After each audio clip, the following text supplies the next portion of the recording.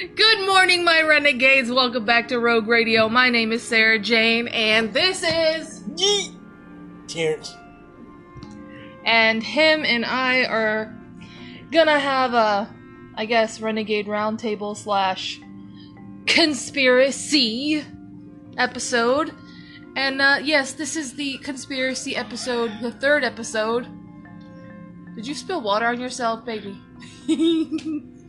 The third episode of the MK Ultra series. So, let's jump into the trenches, shall we?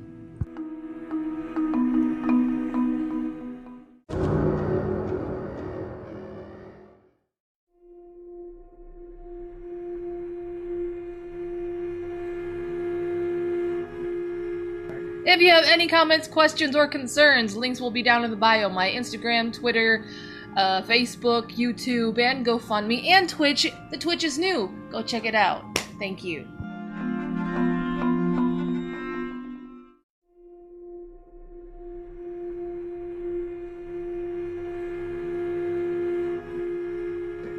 I know, I left y'all on a cliffhanger. I'm not sorry. I mean, it keeps you coming back, right? Anyway, where we left off was the introduction to the nitty-gritty of MK Ultra. They started calling it MK Ultra instead of Artichoke, Chatter, and Bluebird. This was the name, Project MK Ultra.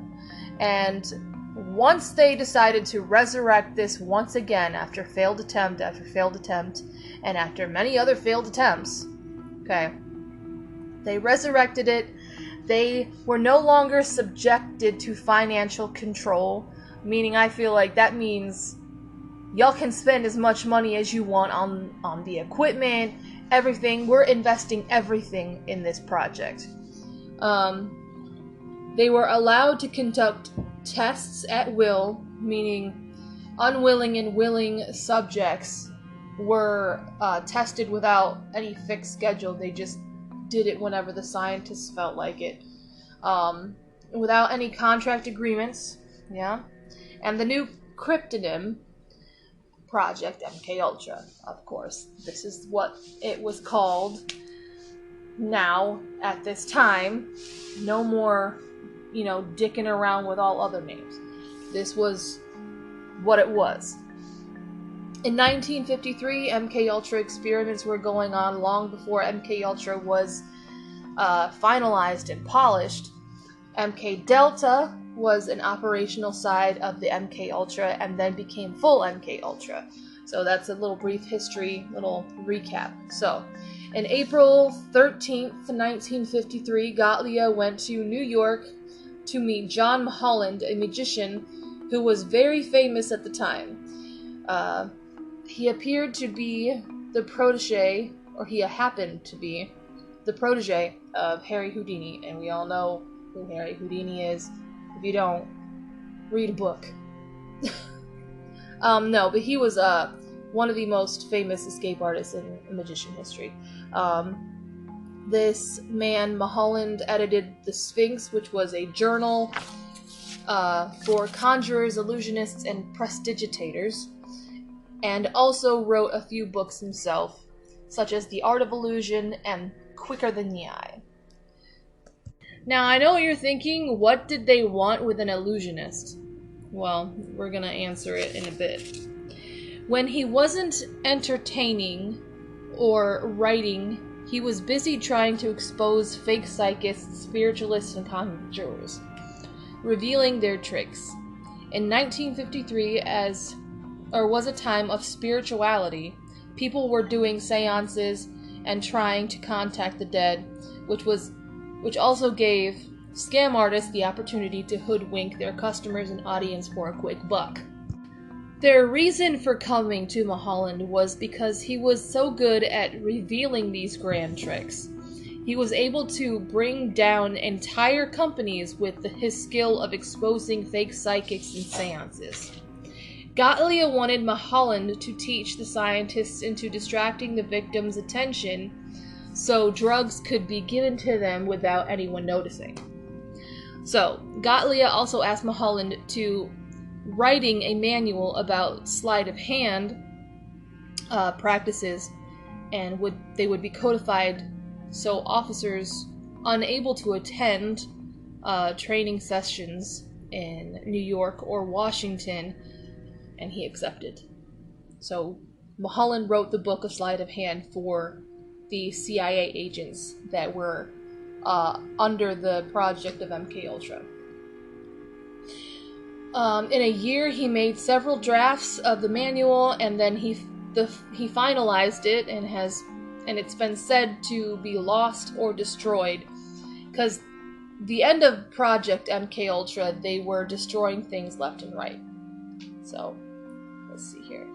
A copy did resurface in 2007. It was the only full-length MKUltra document to have survived, intact, and the official CIA Manual of Trickery and Deception. That's what it was called. May 1953, George Hunter White, officer of Narcotics Bureau, former OSS member, both Gottlieb and White bought 2 adjacent Greenwich Village apartments in 1953. Hunter White agreed to lure people to the safe houses, slip them drugs, and report the results back to him. So basically, these people were like, hey, we're gonna buy 2 apartments, and you know what's gonna be fun?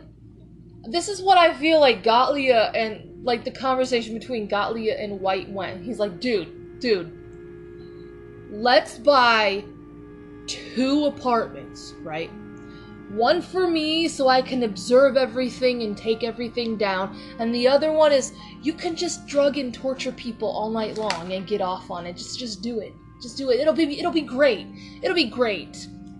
That's how I feel it happened, because you have to realize that these people that were in charge of MKUltra also drugged each other. So you know that they were potheads. You know that they were drug addicts. Anyway, Gottlieb, who was almost always next door in exchange for his skills. Yeah. CIA let the Narcotics Bureau use the place for undercover operations, or often for personal pleasure. Okay, y'all just made one of them a whorehouse, right? Yeah, okay. As long as no other operations were scheduled by the CIA. So it was like a little vacation place for the agents to, boink each other. That's interesting. CIA paid all of the bills, including keeping the liquor cabinet stocked. Well, of course.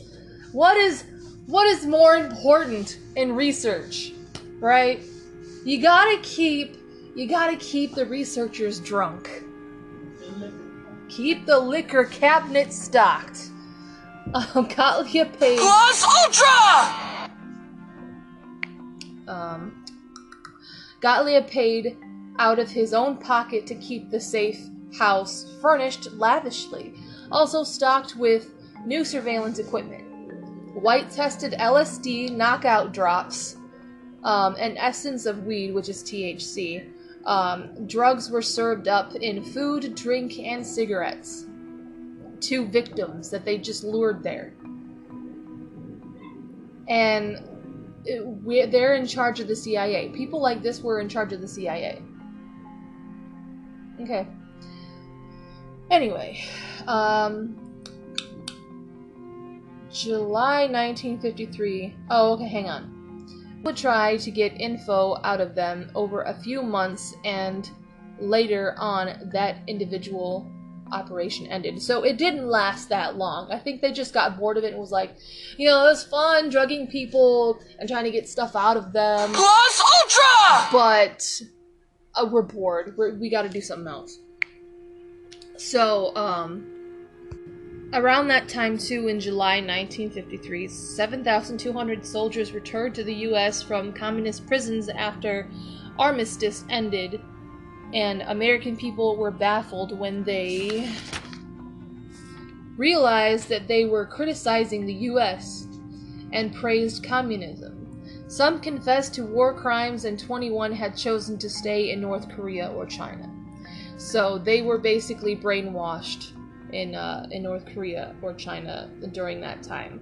And when they came home, they weren't the same. These people were not the same, and the CIA believed that they were brainwashed, and they most likely were.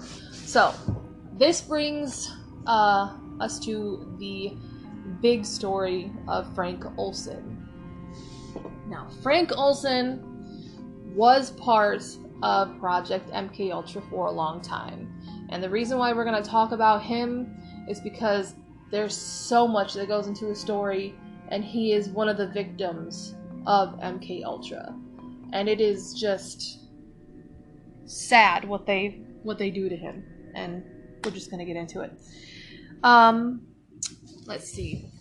He was known as the man who willingly walked out of a window to his death, all because of MKUltra. So, and CIA also covered up his death for years up until the 70s. So, Frank Olson was a Swedish immigrant that came to the U.S. and earned his PhD at the University of Wisconsin, married one of his classmates, and had a good life for a while.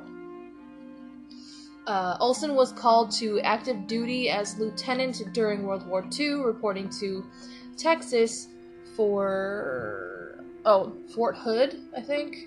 And trained at Fort Hood December 6, 1942. Received a call from Ira Baldwin and wanted him because he studied aerosol delivery systems. Then they transferred him from Texas to Maryland and started Chemical Corps in Fort Detrick. So he went into the Chemical Corps at Fort Detrick. So he was discharged in 1944, and he remained in Fort Detrick under a civilian contract. He continued to work aerobiology and co-authored a 288-page study about experimental airborne infections with airborne clouds of highly infected agents. 1949, he traveled to Antigua for Operation Harness, which tested the vulnerability of animals to toxic clouds. Traveled to Fort Carey, a secret army base in Plum Island. Now, Plum Island, I have actually researched, and Plum Island is still around, and I want to say it's around, like, off the coast of Massachusetts, and they have every sickness known to man there, in test tubes and in petri dishes and all that stuff in there. Testing it on people, testing it on animals, and all this stuff. So, Plum Island still exists. And it doesn't surprise me that COVID happened.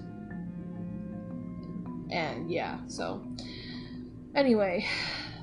So he traveled to Fort Carey, a secret army base in Plum Island, and the eastern tip of Long Island, which was a place to test toxins too deadly to be brought to the mainland. But you had it close enough to the mainland so that one day it would get out, which it did. It just happened to come out in 2020.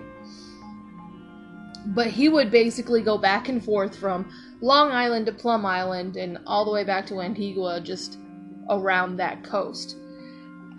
So he became an acting chief of the SOD to collect data and coordinate his finds with other agencies with the similar interests. Specialty was the airborne distribution of the biological germ.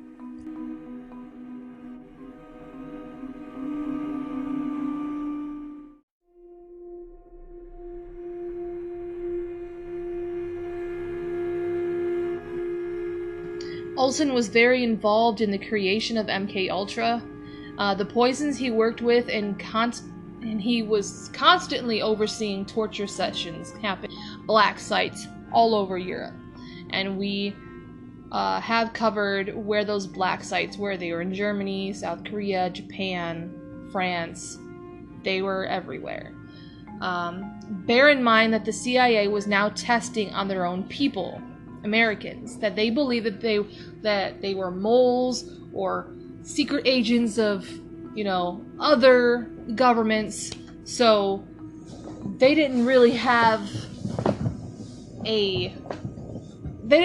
solid evidence. They just thought, okay, you look like a mole, so we're gonna torture you and see what you have. No wonder they had so many failed attempts, because you were just testing on your own people. Like, okay, bro. 1944 to 1953, he worked at Camp Detrick, stepped down as acting chief of SOD, Special Operations Division, I think that's what it is, saying that the stress of the job agitated his ulcers. So he did have stomach ulcers. Then moved to the CIA. In his laboratory, he worked with toxins that gassed or poisoned animals, and he ended up being disturbed by what he was doing. So at some point, he started regretting being involved in Project MKUltra. He was torturing animals. He was watching people being tortured, and at some point something clicked in his head. Oh crap, what am I doing here? Like, what? I don't like this. He later realized that he wasn't the right guy for these types of things. But he was talking about animals, like he doesn't like to be abusing animals, but he would still watch people get tortured. But Olsen would observe regular torture sessions on a daily basis. So yeah, suspected spies, moles, and security leaks. So all of these people that were being tortured supposedly were suspected spies, moles, and people who leaked security information. All to try to erase memory, interrogated to death using drugs, hypnosis, and torture. And of course, there was no solid evidence. There's no solid evidence that MKUltra actually worked.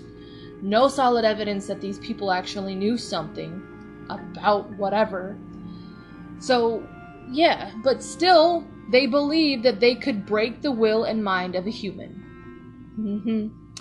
Gottlieb's apartments closed down, but also had a backup place called Deep Creek Cabin. Him and a handful of scientists would go there for a weekend getaway, but all food would be laced or poisoned in some way to watch the effects on his colleagues. See, this is where Gottlieb messed up when he started MKUltra, when he got involved in MKUltra, but this is where he really messed up.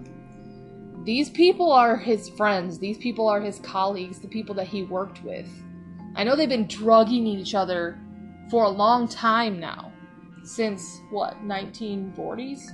Or 1950s? Now we're in the 1953 era. Alright. Wait, no, we're in the 1940s. I'm mixed up. No, this is Frank Olsen's story, so we're back in the 40s right now. So we're doing a little flashback. But still, they have been drugging each other for a long, long time. Gottlieb has been drugged, he's drugged other people, he's drugged his friends. It's a whole, drug house in this cabin, okay? So, all food would be laced or poisoned in some way to watch the effects on his colleagues. November 1943, Olsen was invited to the cabin. No one suspected anything since Olsen and some in his department would work closely with Gottlieb. Olsen was picked up by his replacement in SOD and headed to the cabin together, and a dozen gathered for a drink and dinner party. Robert Lashbrook, Gottlieb's right-hand man, poured everyone a glass of orange-flavored liqueur. I think it was called Cointreau. I don't even know. And everyone drank hard or a lot, and then 20 minutes later, Gottlieb asked if anyone was feeling odd, and everyone replied that they felt okay. Some spoke up and said that they weren't feeling right. Then Gottlieb revealed that he had spiked the Cointreau with LSD. No surprise! This guy loves this drug. And the news was not taken well, apparently, because they got really upset with him. They got agitated real fast. They started to get anxious and got carried away by the drug later on, and they all started laughing and speaking gibberish to each other. The mood had finally lightened, he said. The next morning, LSD had only slightly wore off, and a group went home, and Olson went back home to Maryland, but Olson went back to Maryland, but he never properly recovered from his dose of LSD. He became paranoid, questioned things that he had done in the past, and what had happened to him while he was there. Like, has anybody really did anything to him while he was drugged in the cabin? I mean, I feel like, before I even go further into this, I feel like he knew something that happened, maybe subconsciously. Maybe he was abused or tortured or raped. We don't know. And I'm only saying that because I suspect that, because these people were nuts. This group of men were nuts. And we haven't even gotten into, like, the rape and the sex part of MK Ultra. We haven't gotten there yet. But, yeah. He was basically asking himself, who in the world can I trust? Who can I trust in this workplace? So he couldn't focus, and he was very distant, and blurted to his wife one day, I made a terrible mistake. Now, you have to realize that he wasn't in his right mind. His mind was blown, basically, of all the things that he's done in the past. Torturing animals, watching torture sessions, watching people get drugged against their will. And he got drugged himself. Everything changed when he got drugged himself. Now the coin was flipped. Now the perspective was changed. His perspective was changed about his friends, about what was going on in his workplace, which I feel is a good and a bad thing, because of how his life ended, for one, and two, it was a good thing that he realized his mistakes, just in general. But without elaborating on the subject, him and his wife went to the movies. The film was called Martin Luther, a story of a man who is stricken by conscience and risks everything by proclaiming what he believes. So, this wasn't exactly the best movie for him to watch, especially in his right mind, or in his state of mind at the moment. By November 1953, on a Monday, Olson arrived to work early, 4 days after the incident, and waited for Vincent Ruitt, Olson's supervisor, to show up. When they started talking, Olson started spewing out his fears and doubts about his job, asking if he should resign or be fired, and Ruitt calmed him as best as he was able. But the scenario repeated the next day. So, here's Olson basically saying, listen, I'm afraid for my life. I don't know what I should do. Should I quit?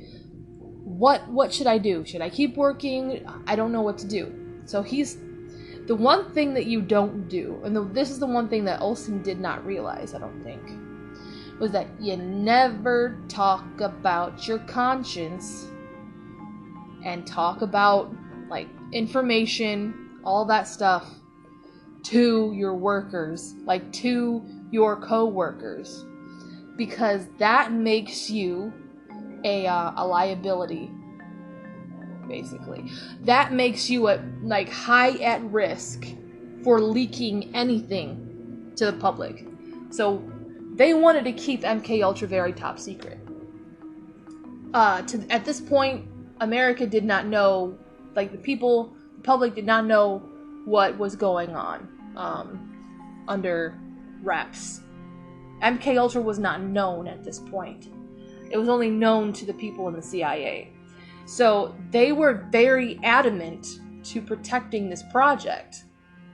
So when Ruitt saw that he repeated the process twice, like, listen, I'm really scared, I don't know what to do, I'm second guessing myself, Ruitt called Gottlieb, who is his boss, who suggested that they take Olsen to Harold Abramson. Olsen agreed, packed, and said goodbye to his family, telling him that he would get treatment, and his wife aided him halfway to the destination and also picked up Lashbrook. He was taken to Abramson, and Ruitt told him everything that was going on since the original dosing. Abramson was a doctor, but he was employed under Project MKUltra. He was not a psychologist. He was not an expert in the mind. But because he was hired for MKUltra, I feel like he was posed as somebody who could help, so that his fears would kind of like subside and everything. So you have to realize that these people, Ruitt, Abramson, Gottlieb, and Lashbrook, these four men that were in his circle at this moment, they believed that the secrets of MKUltra were more valuable over the lives of people. Alright? Abramson brought with him several tablets of Nembutal to induce sleep. Nembutal was given to Olsen while he was drunk or intoxicated, while the group talked till midnight. Now, Nembutal is very dangerous when mixed with alcohol. I mean, every pill mixed with alcohol shouldn't be done.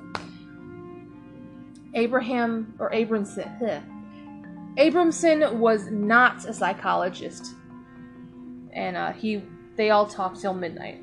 He was chosen only for his dedication to MKUltra and his specific experience with LSD. Next morning, Ruitt then took Olsen to see John Mulholland. It's said that Mulholland had hypnotized or tried to, which made him even more paranoid later on. And Olsen bolted from the building. His fight or flight senses just took off, and he fled the building. And Ruitt had to go and chase after him. He caught up to Olsen and took him to see Lashbrook. The three of them took a walk on Broadway and then purchased tickets to see Me and Juliet. I don't understand all of this kind of like merry-go-round stuff. Like, I understand you were trying to just distract him enough to where he was calm and everything. But these men did not have his best interest at heart at all. And I feel like the men that accompanied him, they were thinking, we really need the secret to MKUltra right now, because this dude's about to squeal. So Olsen insisted on leaving during intermission. He believed that after the showing, he would be arrested for some odd reason. Ruitt told him that he would be home for Thanksgiving. Ruitt told Olsen that, like, listen, bro, you're gonna be home during Thanksgiving. Everything's gonna be fine. You're gonna see your wife. Nobody's gonna arrest you. Everything's fine. Calm down, bro. But it wasn't. Ruitt and Olsen returned to the Statler Hotel for bed while Lashbrook stayed to finish the play. Not only was Olsen paranoid, he was openly speaking with people about what he thinks he should do, actively wanting to tell people what actually happened. And that was a dangerous thing. All of this kicked in when Gottlieb and people he trusted made him the victim in the situation and now wants to come clean to someone and telling the wrong people, like Ruitt and Lashbrook. Ruitt woke up the next morning at 5:30 and brought Lashbrook to look for Olsen. Oh yeah, he left. Olsen decided to leave during the night.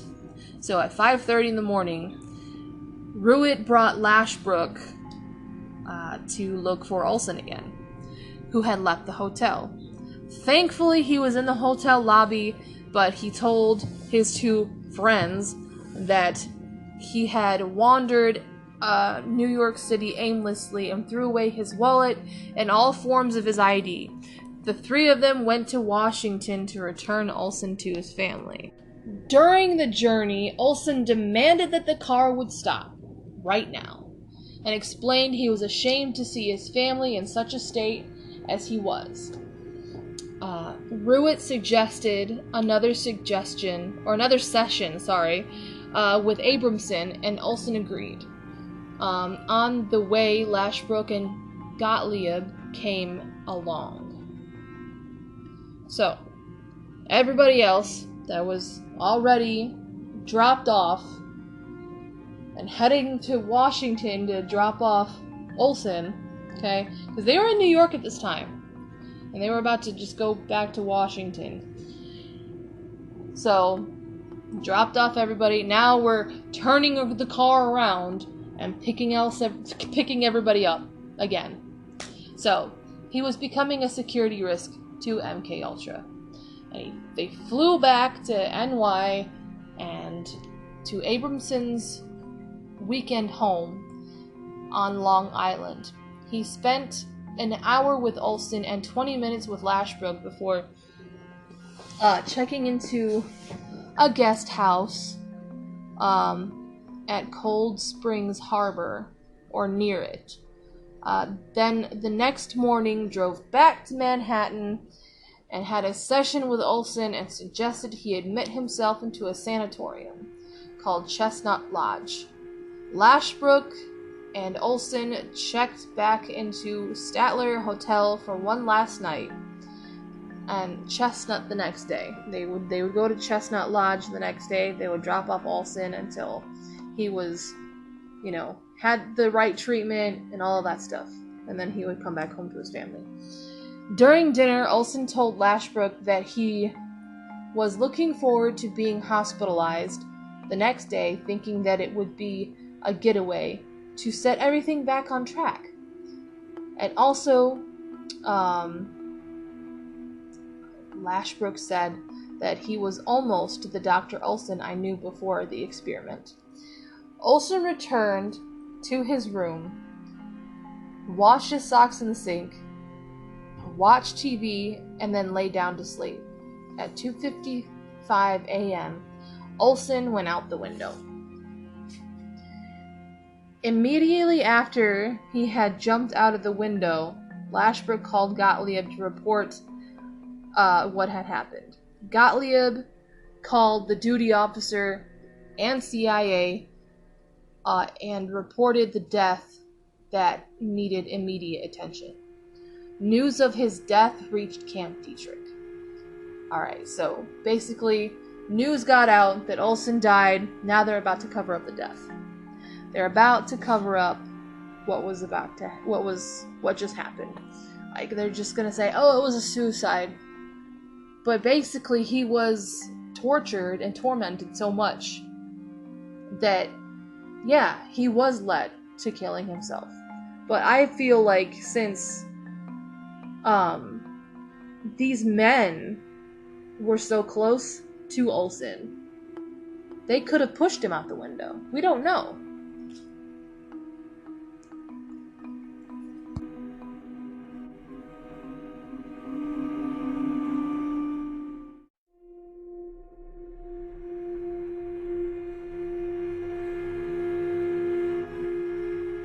Cue that shameless plug.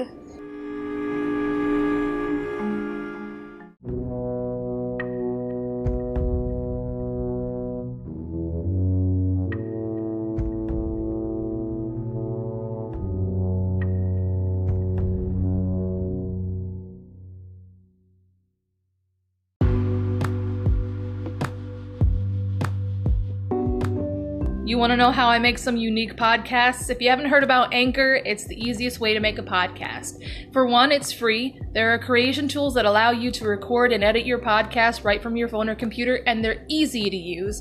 Anchor will distribute your podcast for free so that it can be heard on Spotify, Apple Podcasts, and many more, and you can make money from your podcast with no minimum listenership. It is everything you need to make a podcast in one place. Download your free Anchor app or go to anchor.fm to get started. It's really fun. Come and join the Renegade family, all right?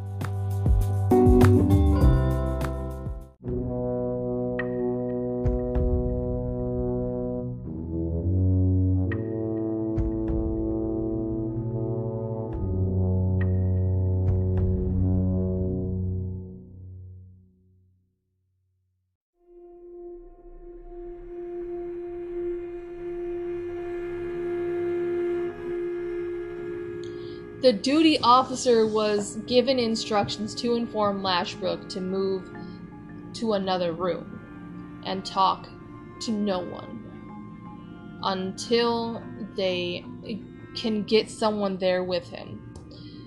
Summon Gottlieb's boss, Gib Gibbons, chief of technical services staff, to be at an unmarked building near the Lincoln Memorial.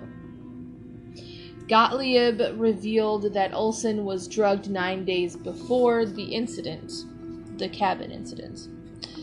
Sheffield Edwards, head of office security, was finally able to make a good cover-up for his death, and New York police were not to investigate and told to cooperate by misleading the press.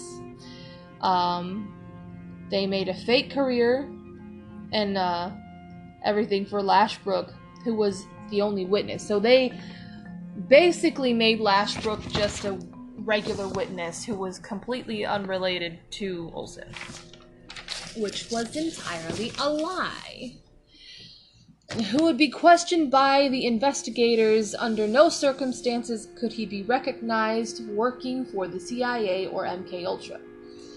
The Olsen family had to be told about his death, and they cooperated.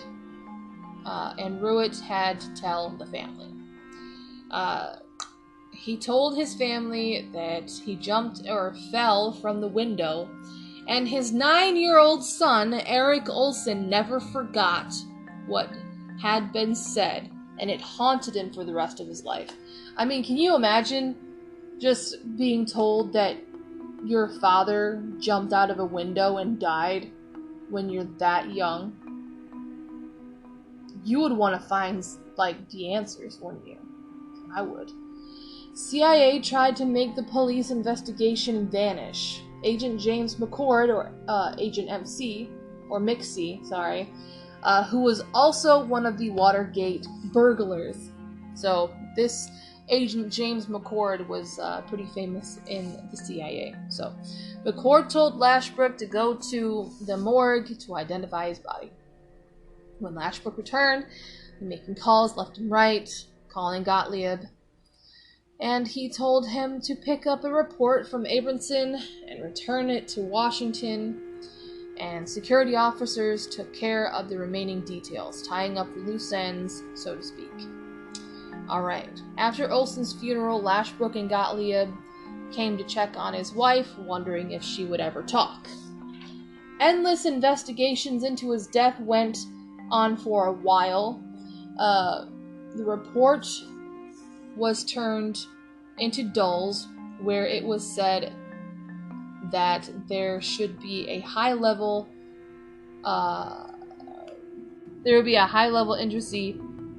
agency board which should review all TSS experiments and give approval to any which human beings involved.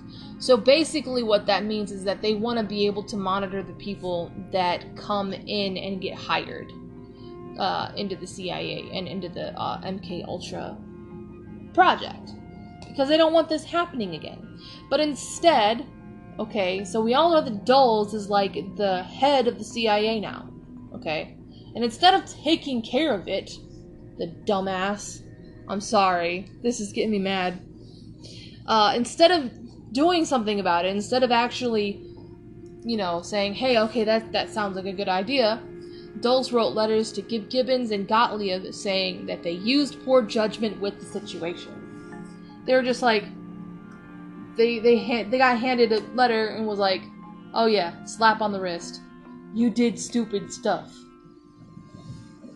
Okay, a man's life was lost, and you're not going to do anything about it. I feel like at this point, Alan Dulles felt so untouchable that nothing could actually incriminate him or anybody else, but everybody else under him was running around like freaking hamsters, just trying to organize everything back on track. The death became public, and the public accepted the excuse of his death, and the family pretended to accept it. And that story will come later on. In 1953, chemist Eli Lilly had finally cracked the code on LSD and was able to produce large quantities of it. And this was like catnip to the CIA.